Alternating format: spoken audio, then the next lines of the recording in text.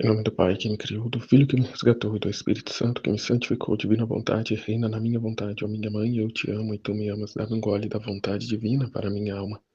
Abençoa-me, mãe, para que eu possa fazer todas as minhas ações diante de vossos olhos maternais. Eu não sou nada, Deus é tudo. Pai, eu te amo. Minha mãe, feche a divina vontade em minha alma, para que ela possa tomar o primeiro lugar e formar seu trono, sua morada. Volume 3, trecho 9, 17 de novembro de 1899, o poder sacerdotal deve coincidir com a vítima. Continua meu amável Jesus fazendo-se ver afligido. Esta manhã, junto com ele veio a nossa Rainha-Mãe, e me parecia que ela me trazia a fim de que o aplacasse e lhe rogasse junto com ela que me fizesse sofrer a mim para livrar as pessoas. E me disse que se nestes dias passados não me tivesse interposta e o confessor não tivesse feito uso do poder sacerdotal para concorrer com as suas intenções de me fazer sofrer, muitas catástrofes teriam acontecido. Enquanto eu estava nisto, vi o confessor e eu imediatamente implorei por ele a Jesus e a Rainha Mãe. E Jesus disse todas as benignidades. À medida que eu levar em conta os meus interesses, com o pedir-me e também com empenho em renovar a intenção de te fazer sofrer, a fim de livrar as nações, assim tomarei cuidado dele e o livrarei. Eu estarei disposto a fazer este pacto com ele.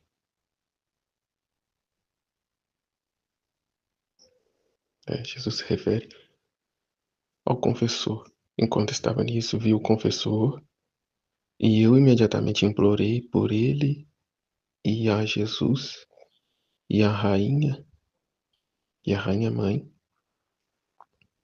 Enquanto estava nisso, vi o confessor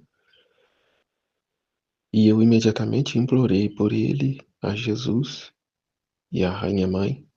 E Jesus disse todas as benignidades. À medida que eu levar em conta os meus interesses, com o pedir-me e também com o empenho em renovar a intenção de te fazer sofrer, a fim de livrar as nações, assim tomarei cuidado dele e o livrarei. Eu estarei disposto a fazer este pacto com ele. Depois disto, fiz por olhar para o meu doce e único bem, e vi que em suas mãos tinha 2 raios. Em um continha como preparado um forte terremoto e uma grande guerra.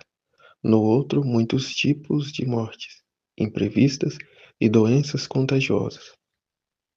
Eu comecei a rogar-lhe que jogasse sobre mim aqueles raios, e quase os queria tirar de suas mãos. Mas ele, para não me deixar chegar a isto, começou a afastar-se de mim.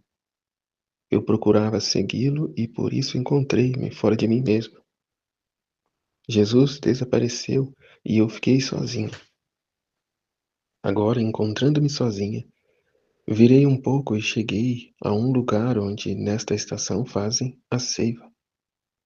Parecia que ali havia ruídos de guerra e eu queria ir para ajudar a essas pobres gentes, mas os demônios impediam-me de ir aonde estavam por acontecer tais coisas e me batiam para que não pudessem ajudar, nem tampouco impedir seus artifícios, e usaram tanta força que me fizeram retroceder. Os demônios acabam por ser ministros da justiça de Deus, porque eles agem e vão até onde Deus os permite. E como foi dito, para a criatura voltar a Deus, é preciso os castigos. E ainda assim, com os castigos, muito pouco ou nada tem mudado o coração humano. Como foi dito, a pandemia veio e parece que as pessoas não sentiram nada, não mudou em nada. Pelo contrário, né? Se obstinaram ainda mais. As guerras e tudo mais.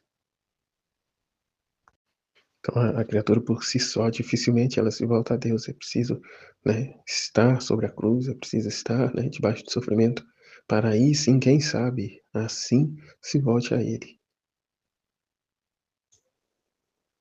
Então é preciso, né, por ora afastar ou diminuir, né, o ofício de vítima, a fim de que os sofrimentos caia de fato sobre a criatura, né. Por isso Jesus, né, desapareceu, fugiu dela quando ela quis tirar das mãos dele os raios. E encontrando aqui outra possibilidade, os demônios batiam nela para ela retroceder, né, mas ela sempre, ainda assim, sempre no seu ofício, né, aquilo que confessou, né, passou, a obediência. Porém nisso, como Jesus disse, né, enquanto eu estava nisso, vi o confessor, e eu imediatamente implorei por ele a Jesus e a rainha mãe. E Jesus disse todas as benignidades: à medida que eu levar em conta os meus interesses, à medida que eu levar em conta os meus interesses, com o pedir-me e também com o empenho em renovar a intenção de te fazer sofrer, a fim de livrar as nações, assim tomarei cuidado dele e o livrarei. Eu estarei disposto a fazer este pacto com ele. Eu entendo que Jesus quer castigar, Jesus tem que castigar, mas ao mesmo tempo ele se serve do poder sacerdotal para apaziguar, né, a ira dele.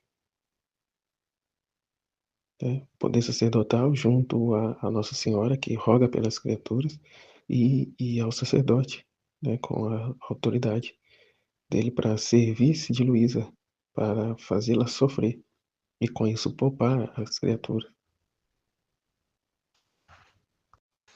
Vê essa necessidade, porém obediente à obediência que lhe foi dada, ou seja, não desistir das criaturas, né? Que eu entendo é isso, não desistir. Justamente pela realidade que se encontra, né, se pôr em oração, em intercessão por elas, para que não se percam em meio aos castigos. Então, próximo trecho, capítulo 10, volume 3, 19 de novembro de 1899. Males da soberba.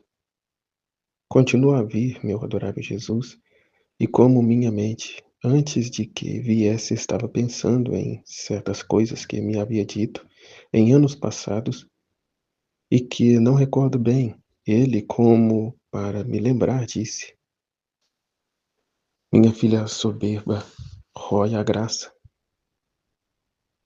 A soberba nesse sentido que é o orgulho, né? É aquele mal de Satanás, né? O não servirei, o querer ser como Deus sem ele. Nos corações dos soberbos não há outra coisa que um vazio todo cheio de fumaça, que produz a cegueira, rói a graça. A soberba não faz mais que fazer de si mesmo um ídolo. Assim que a alma soberba não tem o seu Deus consigo, com o pecado procurou destruí-lo em seu coração, e levantando um altar nele, se põe em cima e se adora a si mesmo, né? Que é exatamente a negação de Deus e o endeusar-se, né? A idolatria do eu. A soberba, o orgulho, expulsa Deus da alma, né? E se põe ela no altar, como conhecedora aqui, ó, do bem e do mal. Sereis como deuses. E retirando a Deus, atrai sobre si, né, busca se preencher com toda fonte, né, com toda sorte de vícios, paixões, desordens. Os filhos díscolos que fala, né, a rebeldia, o não servirei. a aversão aos princípios de Deus e quer se criar, né, quer sua própria criação. Como Luísa diz: "Ó Deus, que monstro abominável é este vício!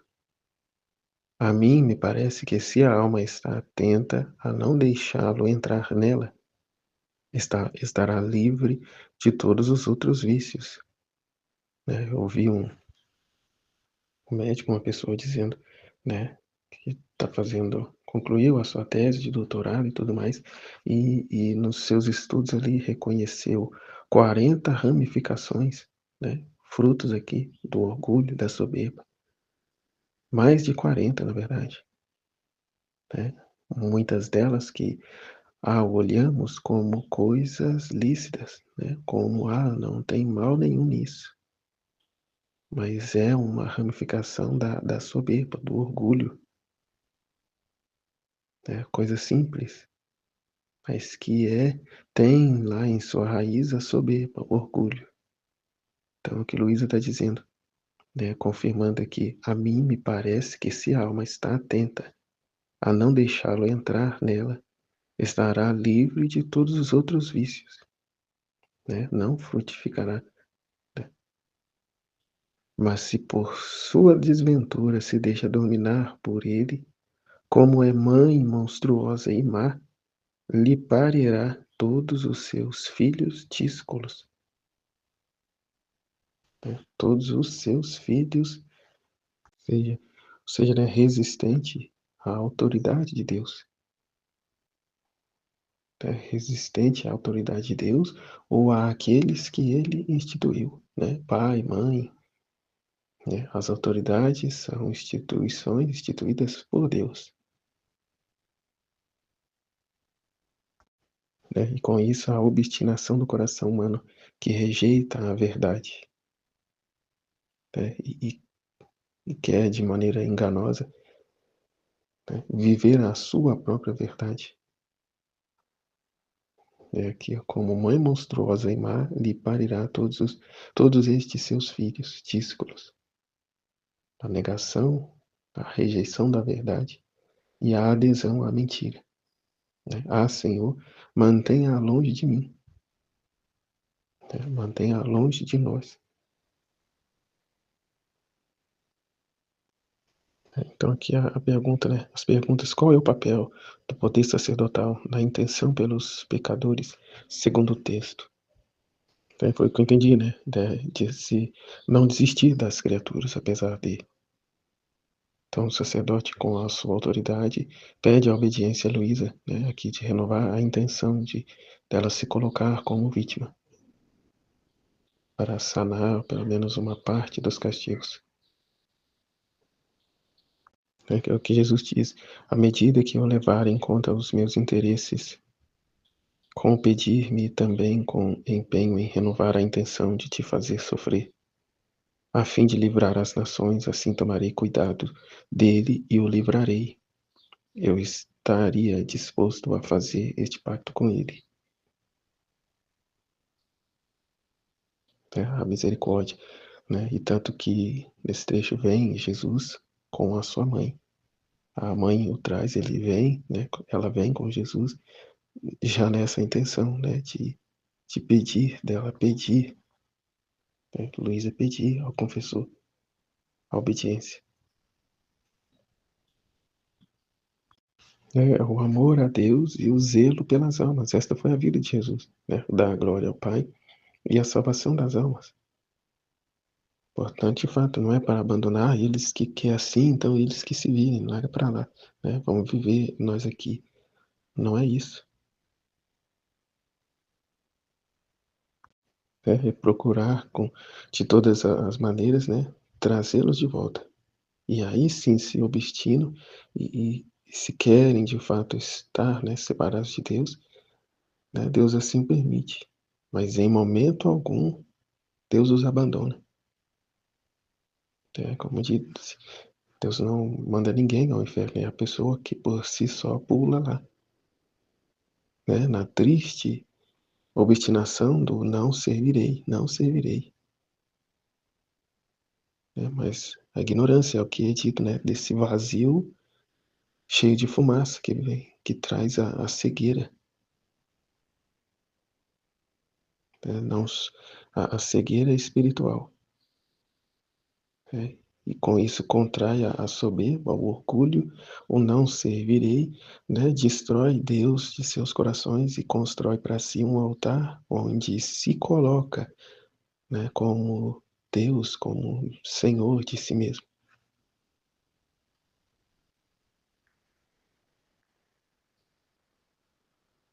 Porque Jesus insiste que o confessor renove a intenção de fazer Luís sofrer, né, é o que acabei de dizer, o que representa os 2 raios que Jesus segura, e por que Luísa tenta tomá-los, que representa um são guerras e castigos, né, guerras,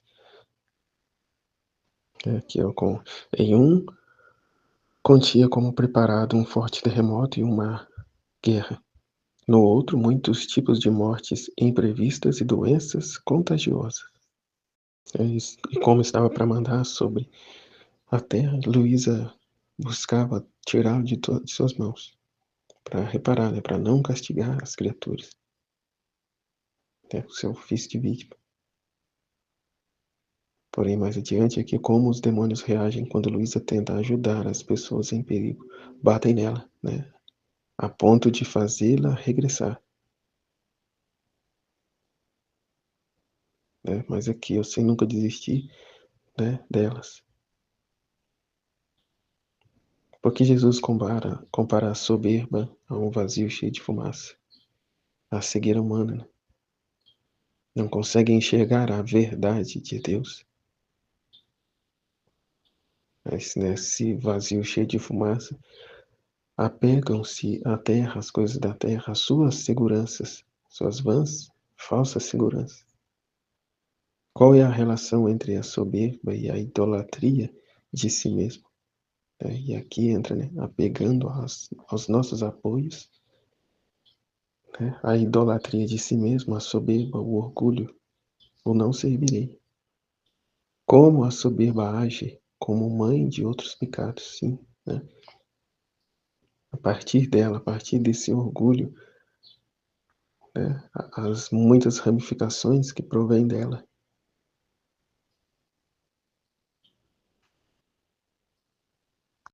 né, a inveja, a insubordinação, a procrastinação, né, e tantos outros, como disse o médico dizendo, de 40 ramificações, 40, né, é a rejeição da verdade e a adesão à mentira, né, e daí, né, toda a fonte e sorte de vícios e paixões, tudo contrários a Deus, né, a verdade de Deus. E diante disso, Luísa vendo, né, todo esse mal que ela é, reza, né, e nos exorta a não deixar que entre, né, em nós um nada disso. Então é estar atento, atento e ocupando-se das verdades de Deus e sem nunca dar ouvidos à nossa vontade humana, à verdade terrena, né, onde nos dias de hoje tem sido vista como a verdade, a minha verdade, né, é o que eu acredito, o que eu quero acreditar, não uma verdade absoluta, uma verdade divina. É estar nesse vazio cheio de fumaça, fumaça tal que nos traz a cegueira humana.